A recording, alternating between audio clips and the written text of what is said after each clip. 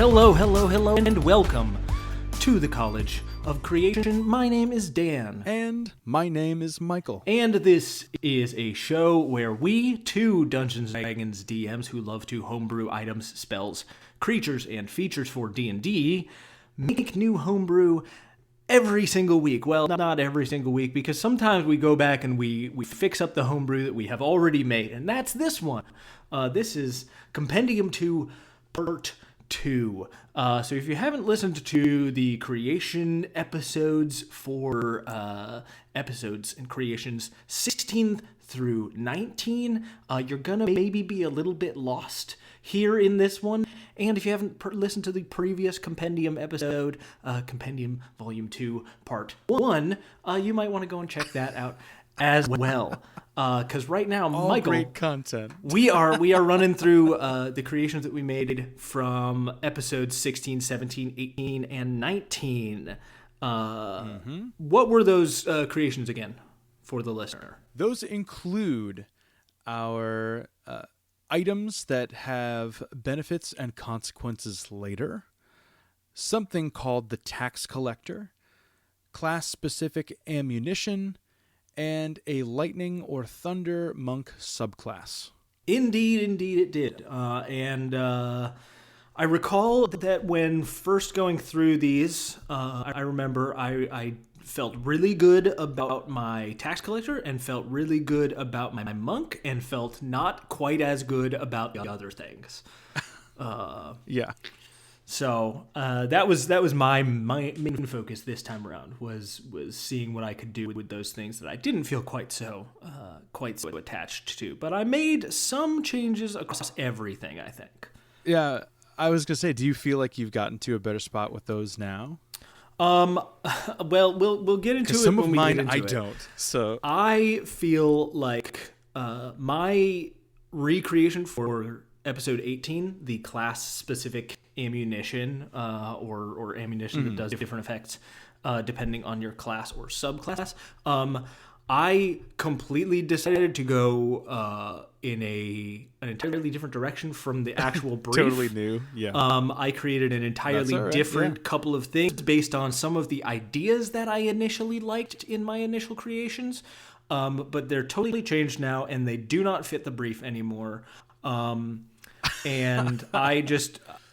Yeah, so I feel like I like it better, but it's also shorter, there's less of it, and it's not the same thing at all. So that's okay. It like barely fits as a revision. So, it's kind of just like I scrapped everything and started fresh. Just making something new, yeah.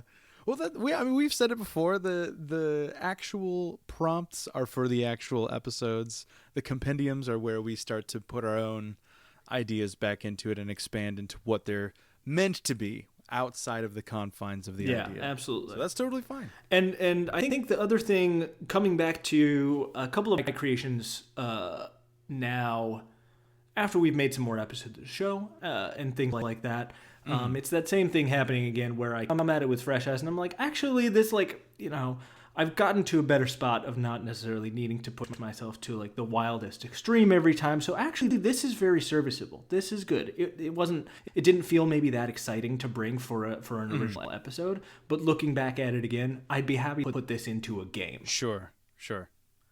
One interesting thing that I found, I think one of the creations that I revised for today, I like significantly less, because of a more recent creation that I made. I'll be interested to hear what that is, because yeah, we'll dive more into that in a bit.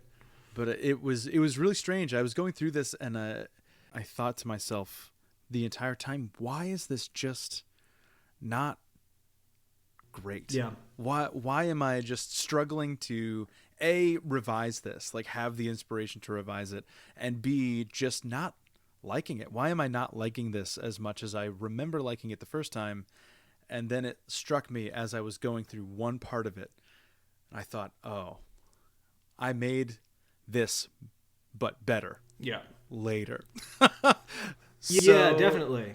Now I think we're getting to the point where we've made enough things that we're starting to overlap slightly. The cross sections are becoming a bit wider, and this I think was the first undeserving bystander, maybe the first collateral damage piece of homebrew that I do not like as much as I did at first. Because of something, and I found that actually happened. I had to scrap and rethink some of my ideas because of the new rule set that came out since we made these creations. Right, we made all of this pre 2024, so there are some mechanics that have changed significantly enough that a couple of my creations were not viable at all anymore. Like the original idea was not functional. Right. But that's fine, it just meant that I had to kind of start from scratch, clean slate, what I ended up doing. And I think I like the thing I made more, but we'll see, I'd say we just get into it. This is going to be a big one. Some of these were long episodes in their own right, so I'm sure they'll take a minute. Last week, I think I started us off, so would you like to start us off with your benefit/penalty item revisions? Absolutely. So if you'll remember, Dan, I really struggled with this specific episode. I had a lot of inner conflict with the idea of putting an item into a game on purpose, knowing that the main crux of it is going to be a consequence going forward. And so I more or less made a framework for this rather than a specific item. And I called these volatile items and volatile consequences. And so if you would open your document, Dan, I made no changes to this as far as the description goes. All of the text is basically identical. What I did do was expand my D20 table out to a D100 table. Okay. So I did make 100 consequences for volatile items. They all kind of have, they're kind of in separate blocks, about 20-ish. The lines are a little bit blurred on the edges, but the bottom 20 are like devastating consequences. They're mostly damage based, or like really scary, situational. Item becomes stuck in your hand and deals 1d8 acid damage to you for every minute for 4 hours? You're dead. Yep. That hand is gone and you are dead. You have to clock it and you have to stop whatever you're doing, and your entire party has to sink all of their healing options. Like dispel magic, you need for the next 4 hours. Yeah, something or dispel magic, or that can remove that curse or something. Do something. Yeah. Or else you will die. There's like nobody will survive 4 hours. Correct. Of 60 D8 each hour. That's crazy. If you roll a 1, it's the same. The item explodes, reducing you to 0 hit points and opening up a 10-foot radius. I did love this one. On the ground. Any creature in this area falls in immediately and is trapped inside of a pocket demiplane until a creature outside casts the wish spell to remove them. That is identical. But number 2 is equally as frightening. The item takes hold of your psyche, which there are a couple that are similar to this, just scaled back. The item takes hold of your psyche, you take 8d10 psychic damage, and the item becomes sentient with an intelligence, wisdom, and charisma score of 18. You are permanently under the effects of the dominate person spell if you are within 50 feet of the item, as if it had been cast upon you. Nice. That is... So you just forever, you're terrified and controlled. I'm reading this list, especially in the lower sections. I think I would read this list as a wonderful adventure generation mechanic. Just like, let's start you all off at like a lower level, and like you're messing around with some volatile items. Let's see what horrible thing is going to trigger an incredible adventure for you all. Yeah, I think this absolutely could act as the jumping off point for an adventure. Even if you don't give this to a player character, if an NPC, an unfortunate NPC finds this and your kindly shopkeeper friend accidentally gets his hand stuck to what he thinks is just an immovable rod, but it's volatile. How do you help him out? There's some pretty good normal ones in here too, you know. It's just like so random 20 to 40 is like stuff. Status effects and like the item being rendered inert for a number of times, being flung from your person, so you have to go retrieve it, things like that. Some sort of like explosive damage or magical like wonkiness. And it's not even a little not more even limited. A lot of damage. It's really limiting your mobility, limiting your use of the item, limiting your checks and things like that. And then if you get up into the middle, they're mostly harmless. So I did bring the salt one back. If you Love roll a that 64, one. That one's so good. You can't taste salt for 1d6 days. You grow a tail, just a useless tail. We love that. It's just Grow a useless tail. 74, a harmless woodland spirit follows 20 feet behind you for 1d20 days. That's fun and weird. I mean, yeah, these are fun. The middle section feels like it's a lot of fun for RP stuff. It's just like something that would be kind of a wacky moment for the campaign. 77, you really need a hug. Yeah. That's it. Notably, at number 70, if you roll a 70, nothing happens. Great.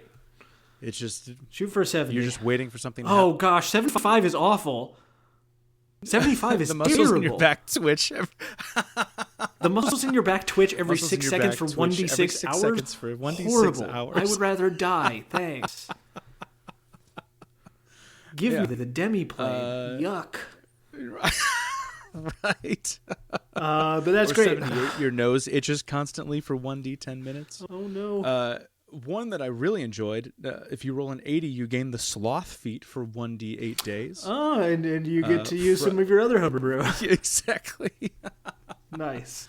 And then some of the higher ones, we get into some slight benefit territory. Great. At 81, you regain 1 hit point.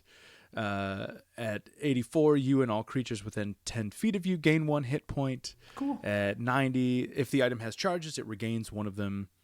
And then if you roll a straight 100, you are healed to your maximum hit point total. Nice. So I did scale it up so it's not just consequences, but it's mostly neutral to bad to devastating. Yeah. And then if you roll exceptionally well, then you expect the worst, but you end up getting the best. It feels really right for volatile materials to have many more options for what could happen depending on things. Yeah. I also think that the DM some wild could swings in here. Yeah, the DM could shorten the window a little bit and try and finesse certain things depending on what materials were being used. Right. Yeah.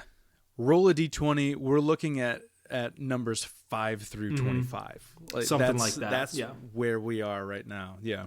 This is also really cool when applied to and thought about in concert with the sort of expanded crafting mechanics within 2024 rules. Yes. That you could kind of, especially when working with any attempts to create magic items, any attempts to create sort of rarer things with rarer materials, for example, you could just apply this as kind of an additional add-on to the regular crafting rules for specific items. It feels a lot more organic to the game now that is a bit more robust. Like before, what did crafting even mean? Right. It's like, okay, I guess you go into a workshop and you craft, quote unquote, and now it's like, if you have the means to do this and you're not quite as proficient as you'd like to be, this is a good option to just put in and kind of have some fun with an inexperienced crafter. Yeah, it seems like fun. What about you? For mine, I actually did not change very much with regard to these two. The creations I made for this was one item where there was a very explicit and known to the character, known to the player, benefit and then penalty and then the reverse, a penalty in order to gain a benefit. My general approach was I wanted it to be very transparent so that when choosing to engage with the items, a player could make a very informed choice and choose to do it for the narrative, for their character, and not feel like the DM was pulling something over their eyes as like a cursed item, which, all those cursed items say that, like, if you use the identify, you don't see the nature of the curse, so you have to attune to it, and then you're screwed. Always felt sour to me. Yeah. So in the same vein, I wanted to make this very transparent. So I didn't really change this very much at all. It's very clear. There's no curse. There's nothing like that. But the weapon of binding is basically more or less the same. I changed it so it doesn't require a reaction to use. So when you reduce a creature with CR of half your character level or lower to 0 hit points with this weapon, you can capture that creature's essence as part of the same attack. While the creature's essence is captured, you can use your action to invoke it and take a single action from that creature's listed actions using its abilities and statistics. All of that is the normal same stuff. It's got a number of uses equal to the captured creature's proficiency bonus. And I changed it to, instead of regaining all expended uses, it regains 1d4 expended uses each day of dawn. So you don't always have all 3. Perhaps you might only have 1 per day on occasion. But that's sort of how I limited that. And then the feature there lasts until your attunement ends or until you use this weapon to capture a new creature. And then I kind of just clarified this next section mechanically for DMs who want to approach this and use this. Just to give, in sort of the style and spirit of the new rule books, just to have a little bit more clarity of what is possible and what's sort of the recommended way that this is used.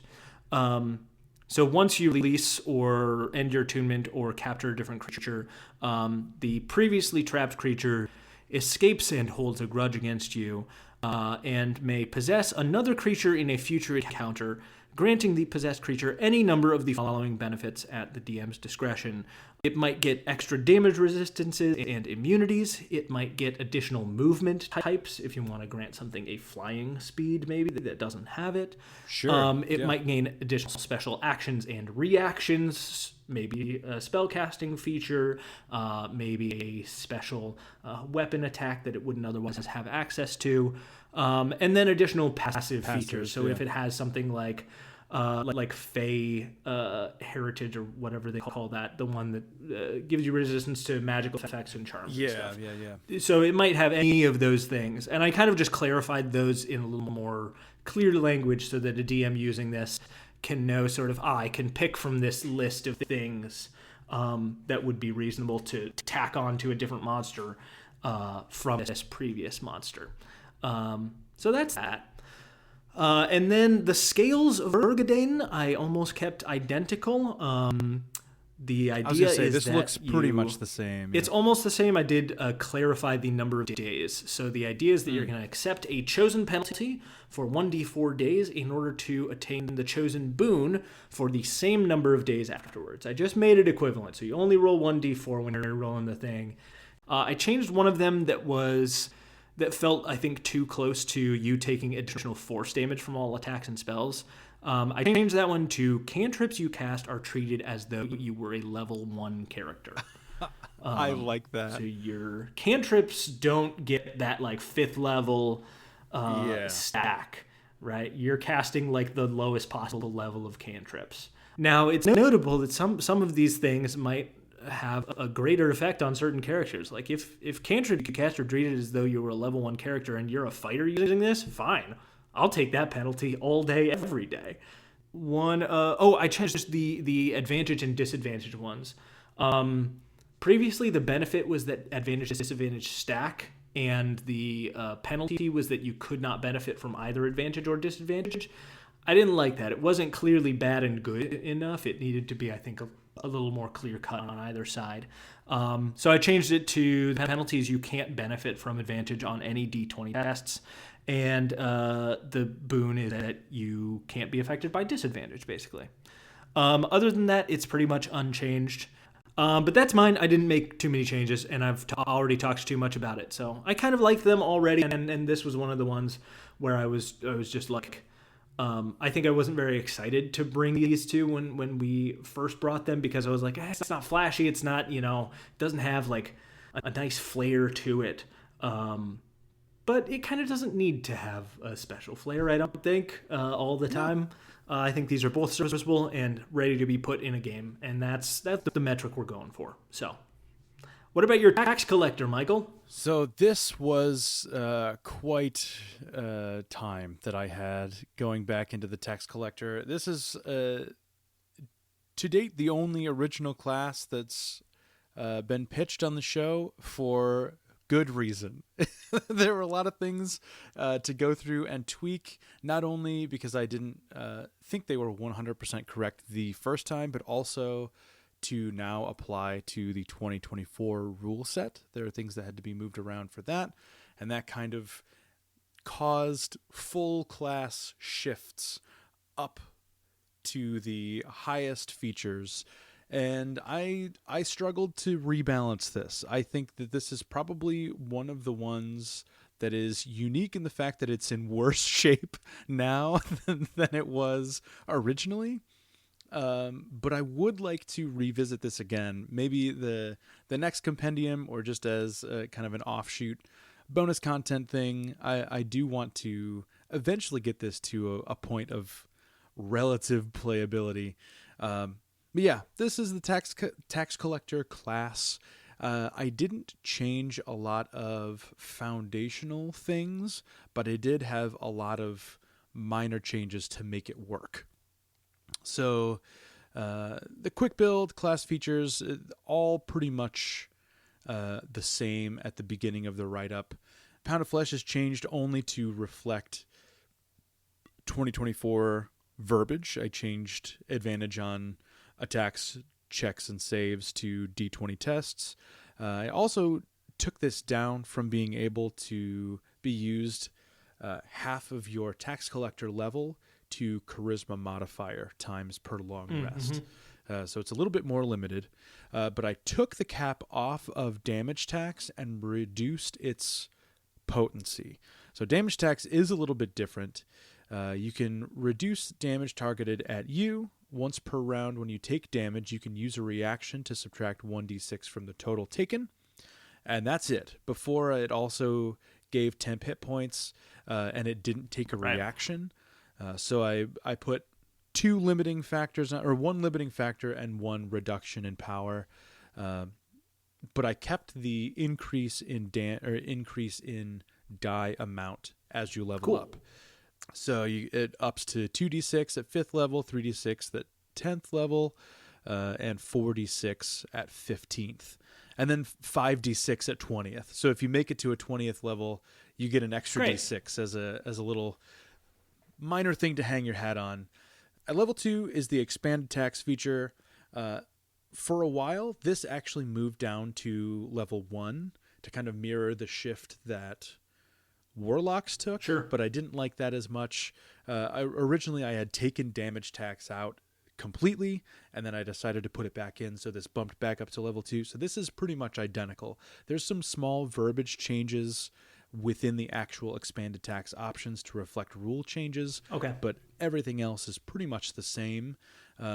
What I did do, this is reflected in the table, and I guess I didn't include it in the actual list of features. I added a weapon mastery. So you can get one weapon mastery that makes sense. Level 2 as a tax collector. Level 3 is your financial focus. So this was at level 2 before, bumped it up to level 3 to be congruent with everything else. So that's 3rd, 7th, 13th, and 17th levels. You have your subclass features. Level 4... 8, 10, 12, 16, and 19, you have ability score improvements. At level 5, you have an extra attack. This is exactly the same as before. I don't know that I like that it increases to 3 at 14th level now, because I did change some things around later. But I did keep that in for now, just to have it as a marker, I guess, to remind me that it did exist at one point. Level 6, this was the level 9 feature. This was the spell tax feature. I changed it down to level 6. Cool. It was more complex with some tiered improvements as you go. I took all those tiers out. So at level 9 before, you got this feature, and then it increased at level 17, I think. I took the increase out, and I dropped it down to level 6. Other than that, it's the same. You can use this feature once, can't do it again until you finish a short or long rest. Level 9, this used to be the level 6 feature, so I swapped them. This is called Notoriety. I made this super, super simple. It was very specific before, like you had to be dealing with a shopkeeper or somebody that handles money, and they had very specific things that had disadvantage. I thought that felt weird to have that much specificity at level 6. So now it's at level 9, and all it is all charisma checks made towards you are rolled at disadvantage. Okay. It's harder to intimidate you. It's harder to persuade you. It's harder to deceive you. Nice. At level 9. Level 11, this used to be 15. So 15 and 11 swapped. This is the Steel Will feature. You're just immune to frightened and charmed. You can't be charmed. You can't be frightened. Nice. I made that a flat bonus. Okay. At 15, this was at 11. This is called allocated property. You now have a total of 4 attunement slots. Ah, interesting. Yeah. Before it was at 11. Was that the same? It was the same with more confusing verbiage. Before I said, gotcha. You have 1 additional attunement slot, and it can only be occupied with a rare or lower item. Right. And then at 17, it goes up to very rare, and I just took all that out. Yeah. Cool. Yeah. Not necessary. So you just get another attunement slot at 15. And then at 20, I pared this down as well. A lot of this is just like simplifying. So maybe it is in a good spot. I think I wanted to do more, and I'm upset that I didn't get that quite across the finish line. 20, Exitol is almost the same.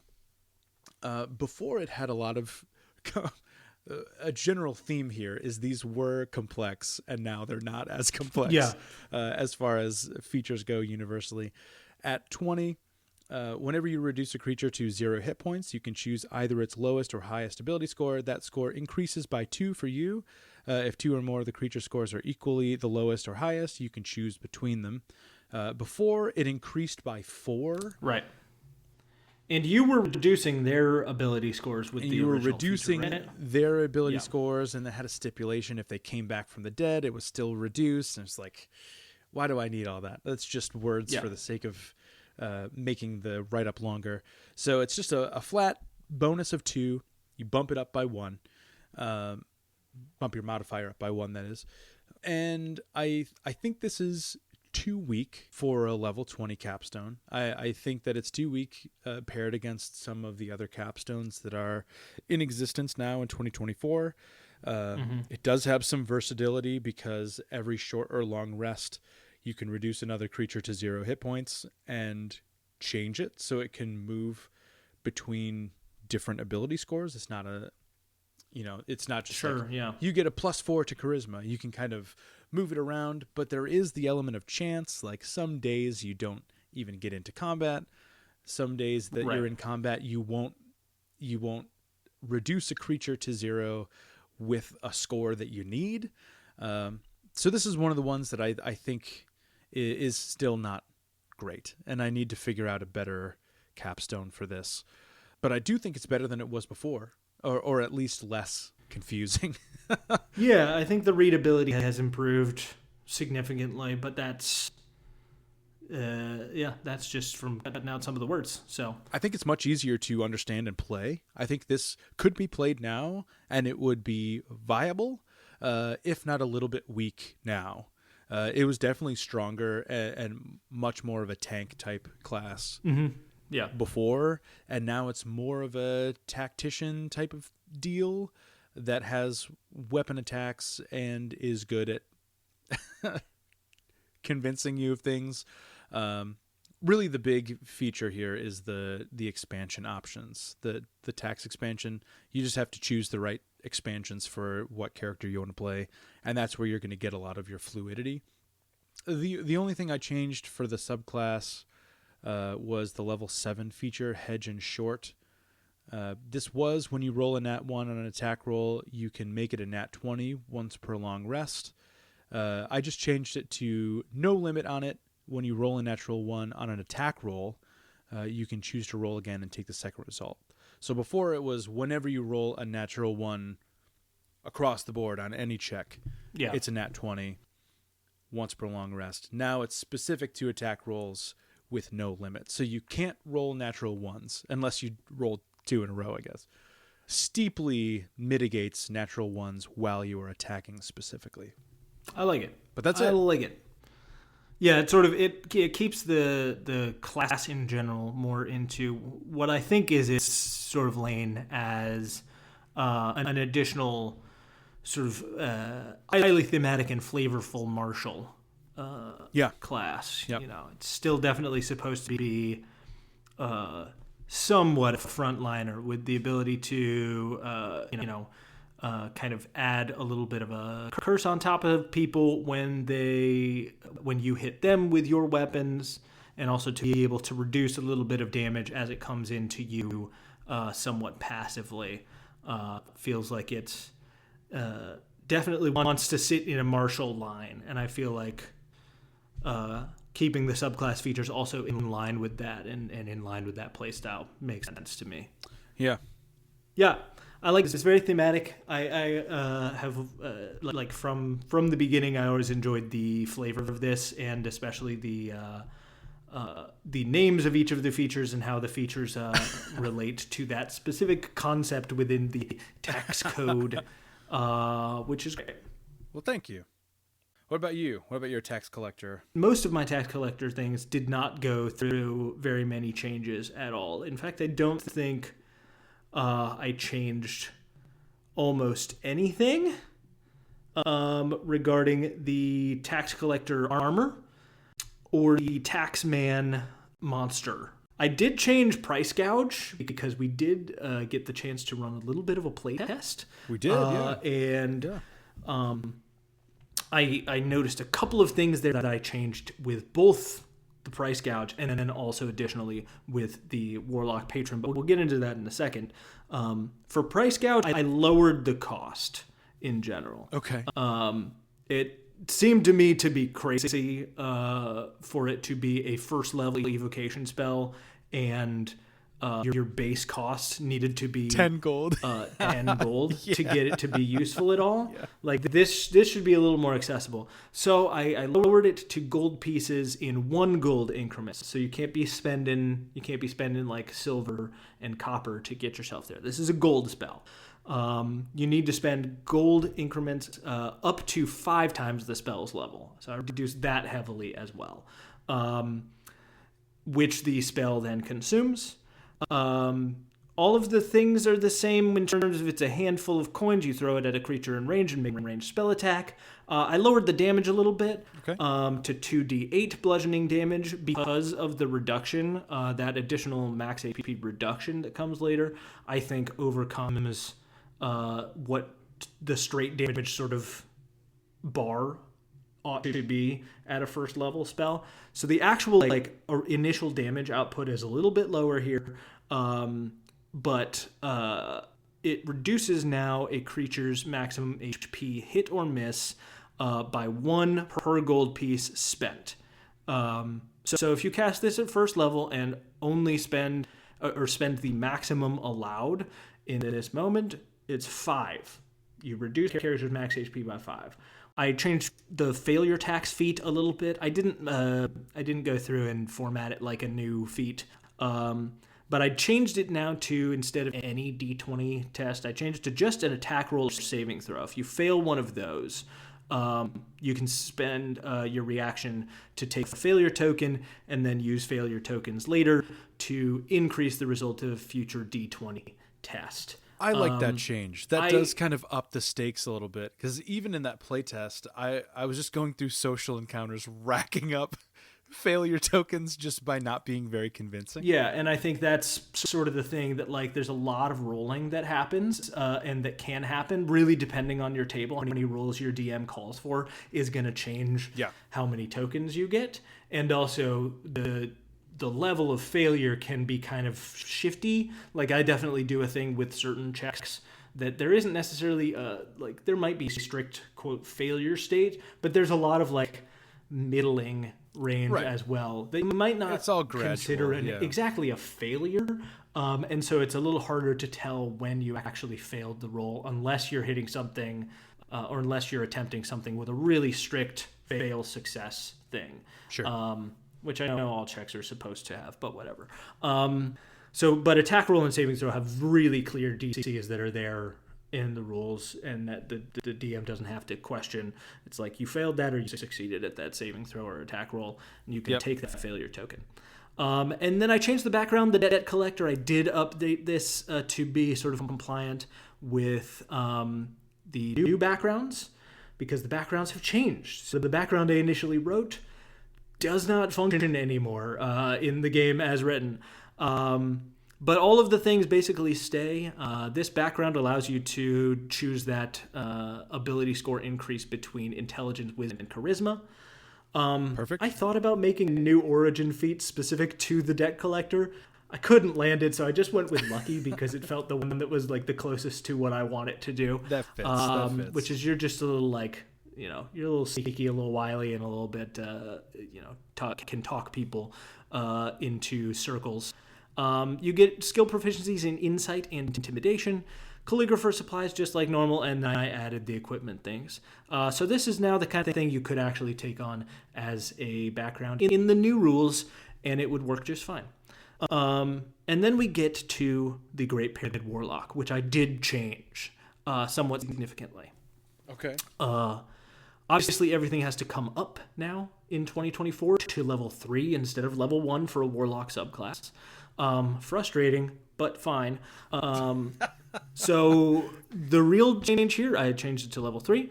And then spell purchasing, I eliminated the complexity of the table and the things that was like, it was different tiers depending on what class spell list the spell was on. But it occurred to me that it's not actually super easy to know what the spell is on the list of, and it wasn't clear in the rules how to decide which one of those you use. It's on multiple spell lists. I didn't say anything like take the lowest thing. So I just said let's get rid of that, and we'll say first level spells cost one thing, second level spells cost another, and third level spells and above cost something else, regardless of whatever spell list you find them on. So when you get your Warlock spell, when you change out a Warlock spell, learn a new one, whatever, you can spend a little bit of money to learn a spell off of a non-Warlock spell list, if you like. That's a nice change, a nice streamline. How many tables do you really need in one subclass right up? This is very true. Tables are great. If you have one table, it's perfect. It's the perfect way to condense information. One table is just about right. More than one, if you have more than 2 tables. And this is a very simple table. It's like 10 gold for a first level spell, 25 gold for a second level spell, and 40 gold for a third level and above. If you want to learn Fireball, seems fair to me. Spend 40 gold. You got it. TGP will make that happen for you. And then here's the biggest thing. I went through and fixed the whole other third level feature, the other base feature, and renamed it and everything. It was previously just the recruitment bonus feature, which allowed you to try and convince someone to join you. And the only benefit it really gave you mechanically was that you got a little bit of money if you successfully got someone in there. And then you didn't get any benefits from your downline until, I believe it was 10th level. You had no benefit whatsoever. So I was like, that's not good. You should be getting passive stuff from your downline. So I rewrote this feature almost entirely. The same thing applies. You go out, and your goal is to build a community of sales peers as you travel the world. So you spend 10 minutes talking to a creature and can force it to make a wisdom saving throw. And on a failed save, the creature is convinced to join TGP and adds +1 to your downline score. So you, separately on your sheet, keep a little tab of what your current downline score is. You will be using this number for a number of features, and that's just the number of creatures who are in your downline. That's what that represents, but make it into a number that I can reference is a lot easier than every time writing equal to the number of creatures who are currently in your downline. So it's your downline score. The same things apply. You can't just keep trying on a creature. If it succeeds, you gotta wait a long time before you try and pitch them again. And the qualifications still apply that this has got to be a creature with a CR no greater than your Warlock level. It's got to have an intelligence score of at least 6, and it must not be immune to the charmed condition. And it's got to understand your spoken language. So that's good. A creature that joins your downline grants you the following benefits. Immediately, you get the recruitment bonus. So that's gold equal to 1d6 plus your proficiency bonus. You get that right away. And then I added these 2 other things, which are shared success. At the end of each long rest, you gain gold equal to your downline score times half your proficiency bonus. Every day, you get some gold. You're getting kickbacks, passive income. And then when you roll a d20 test, this is called support team. When you roll a d20 test, you can add a bonus to the roll equal to your downline score divided by 5 and a minimum of 1. If you use this feature more than once per long rest, you must pay gold equal to your downline score for each subsequent use. So you can keep using this if you want, but your friends aren't going to help you unless you make it worth their while. That's basically how that works.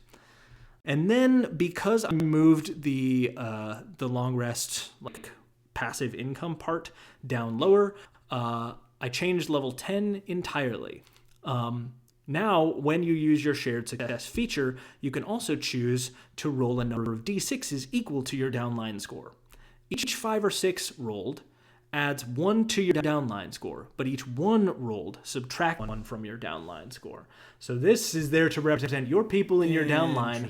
They're going out and they're getting other people too, who then are subsequently further in your downline, because now they're getting everybody else. So you can add a little bit more as they go out and do their thing.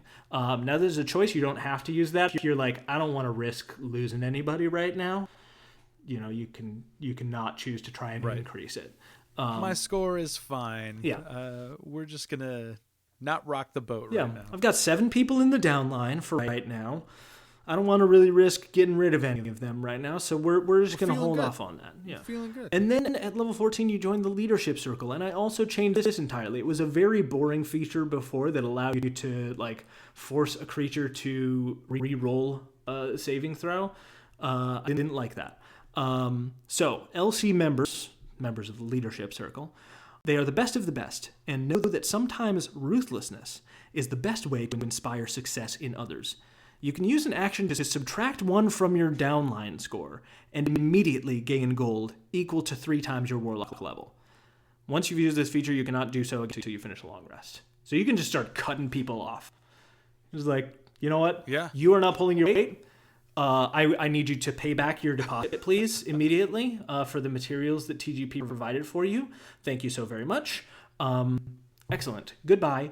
They're not in your downline anymore, so you're not getting that passive, but you get a huge influx right in that moment if, for example, you want to use your preferred partner feature, or if you need a little bit more gold to get you through, you can start to cut people off in order to lift yourself up. And that's it. That's changes. Great. I like it. I think they probably are a lot better now and really lean into the idea that the entire subclass is fueled by gold. So it gives you a lot more gold to actually end up using for the other features as well.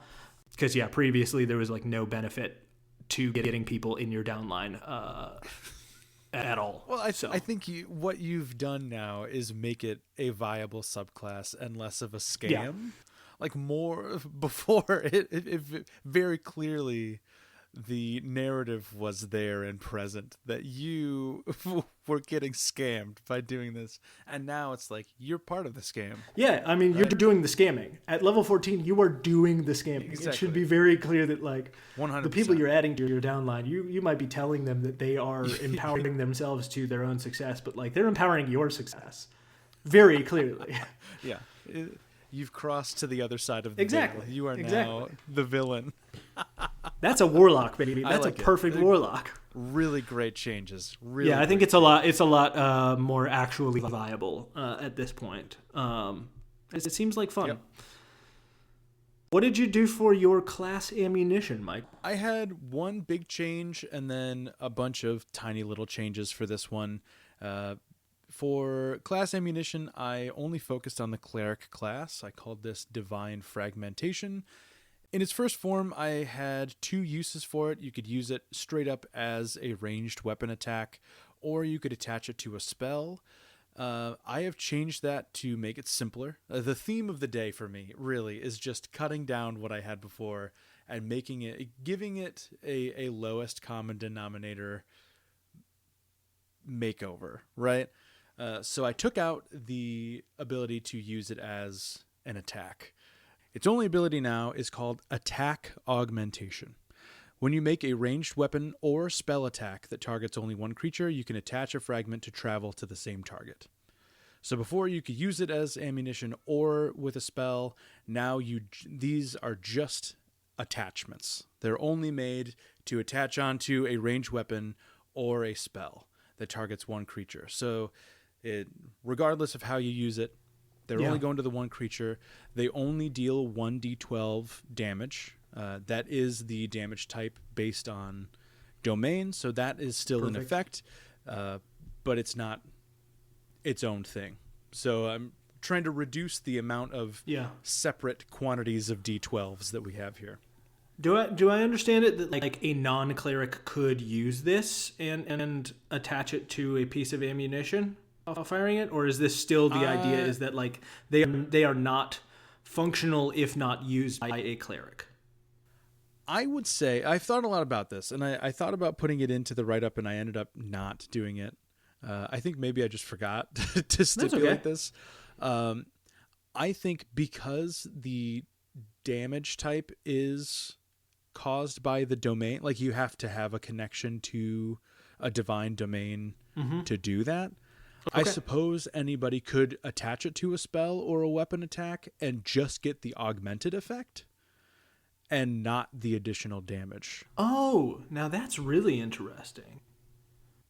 So I thought about that. I think that might work, or maybe one or the other. Like if you're not a cleric and you find one that's already kind of attached to a domain, you can use it and it'll give you an additional 1d12 damage, but you don't get the effect. I think one or the other. I think we discussed in your original write-up the question as to whether these fragments were themselves attuned to a deity already, or if they were sort of unattuned, and depending on the cleric that found them, they could be infused with the magic of their deity. I think that I am leaning more towards the first thing. Yeah. I think I really like the idea of there being thousands of these crystals out in the world. Right.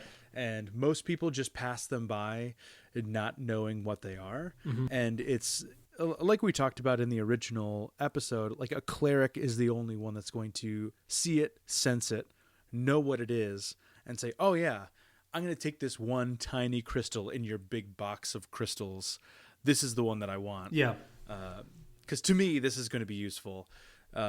Whereas anyone else that's not a cleric wouldn't be able to clock that. Yeah, so really only a cleric would be able to clock these and be able to use any ones that are within their own domain.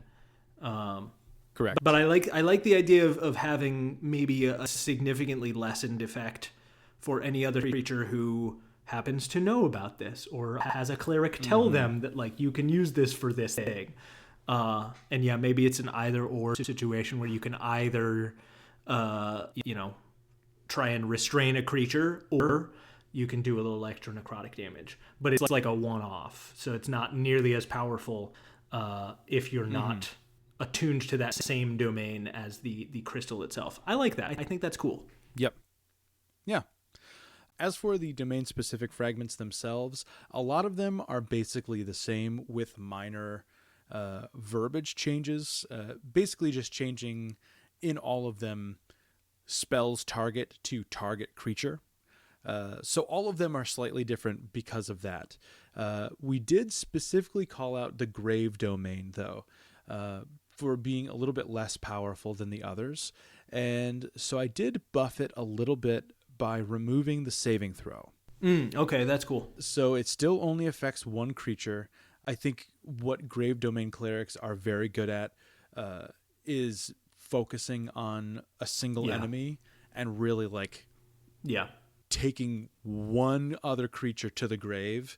And so I wanted to I thought about having it be a radius effect, like every creature within 10 feet is also buried in the ground. But I really wanted to kind of hold true to the Grave Domain. So now it crumbles to dust and the target creature sinks into the ground, no save, until the end of your next turn. While on the ground, the creature is restrained. I think that's cool. So this is the targeted strike fragment, right? If you are a Grave Domain cleric, you use this and you save it until you have that one creature that you need to take down. You need like your whole party to have a little bit of an edge over, and you throw this and you sink your mini boss down into the ground halfway, and you have half of a combat round to wail on it before it's freed, without any resistance. Till the end. Everything else pretty much requires until the end of your next turn, which is great because a Grave Domain cleric. So it is a full. Yeah. A Grave Domain cleric also has Path through the Grave, so you can keep it in place and know for a fact that you can like Path through the Grave that guy. And then your party has more or less a couple of rounds to really wail on it. That's great. It really tees up a lot of the I think that works great. Kind of Grave Domain pipeline. Yeah, I think this is everything good. else is pretty much the same. I like it a lot. I think it's good. I did add a new one. We've talked a little bit quite a while ago, I think, about the Humblewood setting and how much I really enjoy the Humblewood setting. So I took the Night Domain from the Humblewood setting and I added a fragment for that as well. This domain damages cold, and the fragment bursts into a cloud of shimmering black dust. Any creature within the cloud, including the original target creature, must succeed on a con save or fall unconscious until the start of its next turn. So it's not a full combat round, right? It's not a full thing. Cool. But they drop their equipment and they fall prone until the beginning of their next action. A 10-foot area? Within 10 feet, yep. Cool. I think that's great. Yep. Yeah. It's a nice little sleepy time moment. Put them to sleep. And I think the cool thing about the Night Domain specifically really focuses on conditions, whereas a lot of other domains kind of really focus on a cleric's healing or a cleric's damage output. For this could be used out of combat, right? This could just be 100%. You could attach it to a spell that doesn't do any damage as long as it targets one creature. Launch it into a crowd of people, and you can put, on average, half of them, or if at lower levels, most of them to sleep. It's a great way to get by real quick if you can sneak quickly. I like that. Sounds good. Well, I like the changes. I think, simplifying that is very cool. And just thematically a really cool set of items. I undid everything that I did before. I undid every single thing. It sounds like this is a giant change. Previously what I did was like, I tried to make like multi-class munitions, which were like, oh, this is for a specific class, but one that has, a proficiency or like an ability or a feature that it normally wouldn't have. So it requires it multi-classing into a different thing. I really disliked or felt middling about, I think, 80% of what I actually brought for that. Yeah. I just didn't think it was that good. There were a couple things specifically that like just don't work anymore for various reasons. The javelins in particular, I got these javelins that were a barbarian who had spell casting could use these javelins to cast all the smite spells. Well, they chipped all the smite spells. So the thing I was trying to do here does not work anymore. I was like, what do I even like here? What are the parts of this that I like? I kind of like the trapper arrow. Like, it's fine, but it actually is weirdly similar to my weapon of binding. Mm-hmm. So I kind of felt like I was double dipping and it wasn't great. I was like, what are the things that I actually liked in this? And the thing that I think I liked the most was the beads of the War Priest, which allowed you to add an additional effect onto your spiritual weapon. This is like, that's cool.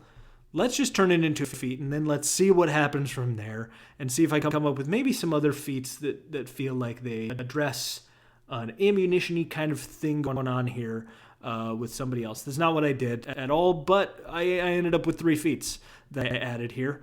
I brought the feat Spiritual Weapon Master, prerequisite 4th level, and the Cleric class.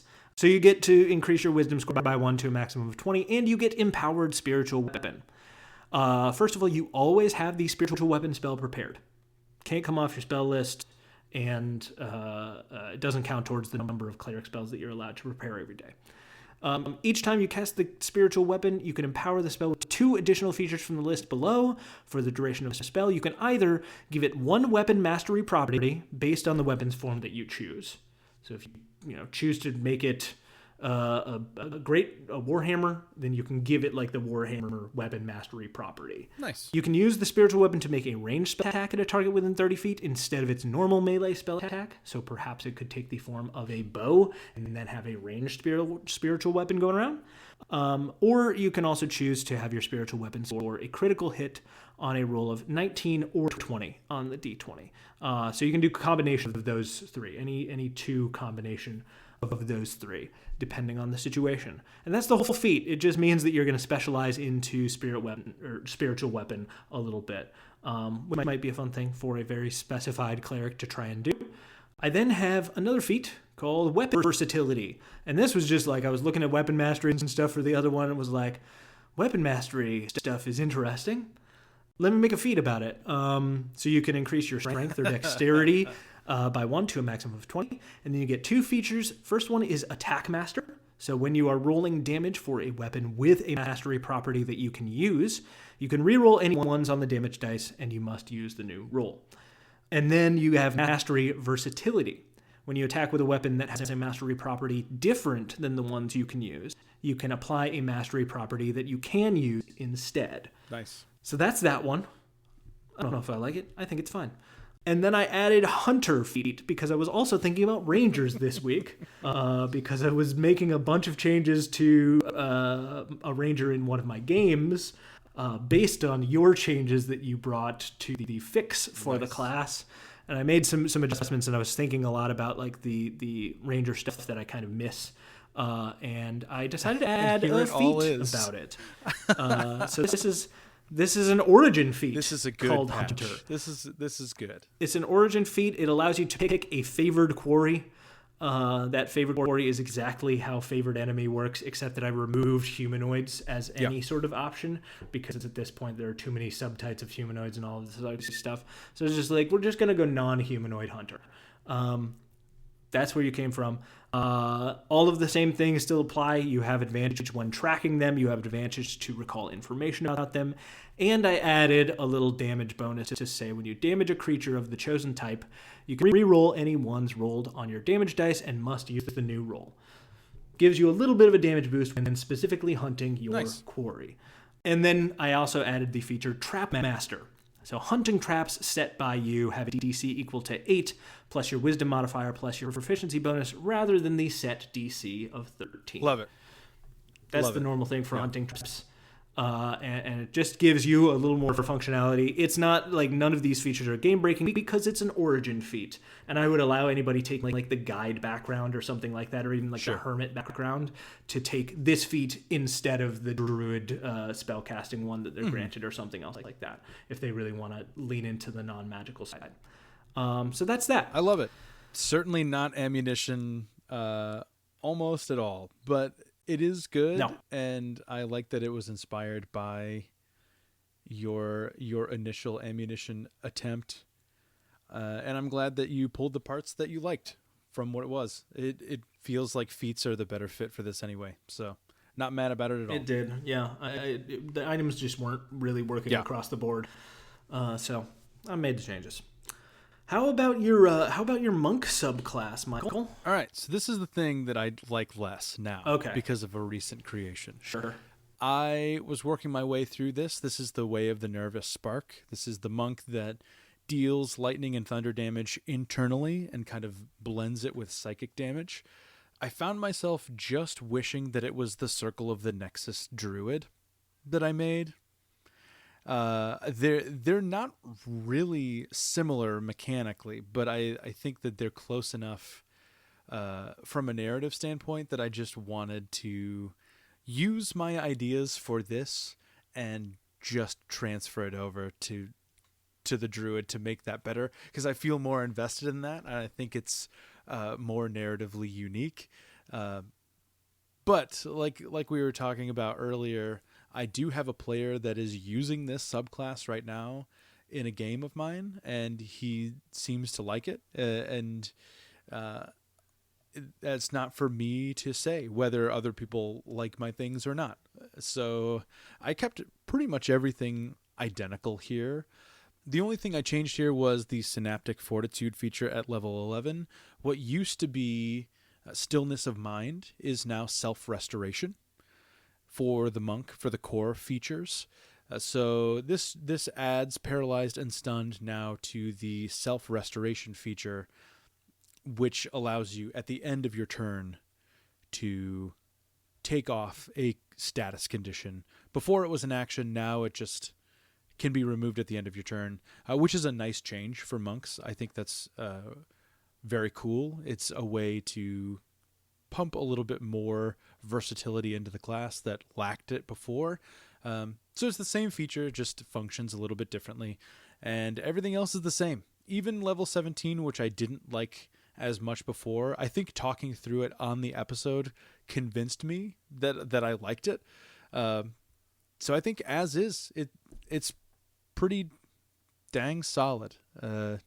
Just some updates, removing all traces of key expenditure, and that's it. Yeah, I mean, I do like the sort of lightning rod aspect of the level 17 feature. I definitely hear what you're saying about like the thematic sort of similarity between this sort of neural network idea of the druid and how that kind of applies to the way you approach this one from, again, a very much like a nervous system network approach, which I think is cool. So I definitely understand what you're saying there, that they feel really thematically similar in a way that the features almost feel like they want to overlap. I think, Michael, that there is a place in the game for a like pressure point focused, like nervous system focused monk, right? Right. One who does manipulate more clearly than like just the lore seems to say, like manipulates the energy flowing through other creatures' bodies by like hitting specific places, which I think you kind of do here, right? By like turning it into like psychic damage in some areas, and things like that. I think that's cool. To be totally frank, this feels a little bit married to the idea that thunder and lightning have to be part of that. Right. And I think the concept works better if you start to maybe divorce it from that a little bit. Mm-hmm. I think you could pull this concept into a very cool place if you decide that like maybe thunder and lightning aren't the thing. Maybe we're using that as like a thematic touch point, but we're actually trying to capture a different thing, which is sort of the metaphorical aspect of that a little bit differently. Now, I don't know if that would help it at all. I think the same is true for the druid, Maybe, where it could be separated to more of a transmittal communication-based type of deal, mm-hmm. and less lightning. So maybe lightning is the problem. maybe lightning damage is what I need to avoid here on all fronts. It could be. Yeah. But hey, I do think it's good, it's useful, and it's coherent. And it's functional, if you ask me. I like the change to the self-restoration feature to add those additional conditions. It feels like the kind of thing that fits right in here with this particular class. So yeah. I think that's good. That's it. Yeah. Really nothing to see as far as changes go here. But fair maybe enough. Maybe this is a continuing project that I revisit a couple more times. My Warrior of the Spark underwent mostly minor changes. I changed the static charge feature to not take place anytime you hit with an unarmed strike, but specifically attach it to when you use Flurry of Blows. So it's got to be targets of Flurry of Blows instead, and then those creatures can become statically charged. So you can't just go running around getting like 15 people statically charged over the course of a turn, especially at low levels. You're getting one or two per turn, which is still useful, but a little less overpowered. Yeah. The same things are true of like Potent Conductor. When you take lightning damage, you can use your reaction to gain resistance and regain a focus point instead. I changed the lightning jump feature because it was previously tied to when you use your Step of the Wind, you can teleport. Now Step of the Wind has an optional focus point cost. You could use it for free, and then you could teleport for free each turn. I didn't want to let that happen, so I said when you spend focus points on your Step of the Wind feature. So this is only, like, it's not just when you take I'm going to take the dash action, but when you're going to use the option that says I'm going to spend a focus point to take the dash and disengage action. This could also trigger and allow you to teleport and statically charge all creatures within 5 feet of the space that you started. Nice. No damage, but a nice little bane effect on them until the beginning of your next turn. And then I think the high voltage strikes, I just changed some wording to make it a little easier to read. I don't know if it helps. Tell me. When a creature fails its saving throw against your stunning strike feature, you can immediately spend up to 3 focus points to cause up to 3 additional lightning bolts to strike targets within 30 feet of the original target. Each additional target must make a Constitution saving throw against your Monk save DC or take 2d10 lightning damage and become statically charged until the beginning of your next turn. And on a successful save, it's half damage and no static charge. Is that clear? Yeah. Great. And that's it. I always felt like I think from the moment I made this, that it was a little too on the nose. It was a little too straight down the middle. It was like the obvious route to take for this. And so for that reason, it feels very much, I think, like my first creation for today that we talked about, where it's just like, to me, it feels like it's not that exciting. It's not got that flair and that flash. It's deeply functional. Like, I think this would be a viable subclass. It's a very mobile monk, and its main drive, ideally, I hope it's clear in the write-up, that like the play style it wants to encourage is that you bounce around the battlefield. You try and get everybody. You try and get like 3 people with your Flurry of Blows to bane them, and then you teleport away and you like bane everybody else in the meantime. Your idea is just to try and reduce everyone's effectiveness a little bit all around the field and give everybody a little static charge. It's not as flashy, but I'm learning to live with the fact that like sometimes I just come up with stuff that's just like easy to, write up, do. Yeah, it's digestible. It's great for beginner players, which those subclasses are definitely necessary. For sure. And it's, like you said, totally functional. A great addition, I think. A great addition. Yeah. And so that's really it. And I changed all the wording from key points to focus points, and that's about it. Hoo-wee, Michael, wow. There's still so much work to be done, even after we made these things the first time. There's still so many changes to be made. I know. Just goes to show you, we are not coming with solid creations every single time. No, certainly not. Nor would we ever pretend to. Creating for any medium is such a fluctuating thing. There's some weeks that I come up with an idea in minutes and I'm like, this is the best thing. Gosh, I'm so proud of this. And then there are other weeks where I spend the entire week agonizing over minor details in the verbiage and reshaping mechanics, and it still doesn't come out the way that I want it to. And I think today was a good cross-section of a good spectrum of those things. Because I love my ammunition. I really think that is I think it's very great. Cool. I like my volatile table. And I really was just a little bit upset with how I was unable to fundamentally change my tax collector and my monk to where I wanted them to be. So fascinating, because those are I think the two things that I made that I like the best. I know, yeah, it's a nice opposite. Monk and the tax collector feel great to me, but yeah, that's good.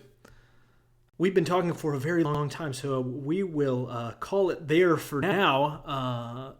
But I believe that we're also going to take a little bit of time to reflect on some creations and sort of see where we are at now as we are approaching. I mean, we're getting not far from the year mark here. At this point of making this show together, or at least of like starting to work together. So I think it's high time that we sort of take a peek around at some of the things that we have made together, some of the changes that have gone here. So you'll have a few different things in your feed for the next few weeks before we get back to regular creations. But don't you worry, we will be back soon enough, making brand new stuff once again each week. You bet. For you all. Yeah. Michael. Dan. You got anything to say to the people before we say goodbye? Dan, I always have something to say to the people before we say goodbye. Today, I just would like to expound on a tiny thing that we talked about during my monk pitch today, and how I felt like it was similar to my druid, and that kind of hindered my thought process. And one thing that I would like to bring attention to one more time is what you suggested about just kind of divorcing a bit from the original theme. Sometimes I think I have a harder time doing that than you do, and that is totally fine. I feel like there are times where I will make something and I try so hard to make my original idea work that it blinds me to the actual best path forward. And so sometimes I suppose this is my thing to share with the people. Take time off from things that you're creating. If you take a couple months and you don't look at the thing that you're trying to make for a long time, 90 days, 120 days, your eyes are going to be so much fresher than you think they'll be when you come back to that thing. And sometimes fresh eyes are exactly what something needs to get across the finish line. Sometimes that is just how it goes. Trust me, I also am a big baby when it comes to killing my darlings in things that I write and create. If I got especially attached to a concept or an idea that's just not working, it's very hard to see the forest for the trees, as it were. But yeah, fresh eyes is always helpful. This is why it's so wonderful to have a community of people, and one person in my particular case who you can bring stuff to and who you can bounce ideas off of and work with. So thanks for that, Michael. Oh, always. And with that, we will leave you for now. Thank you for listening, everyone. We hope you have a wonderful day. Take care of yourselves. Goodbye. Goodbye.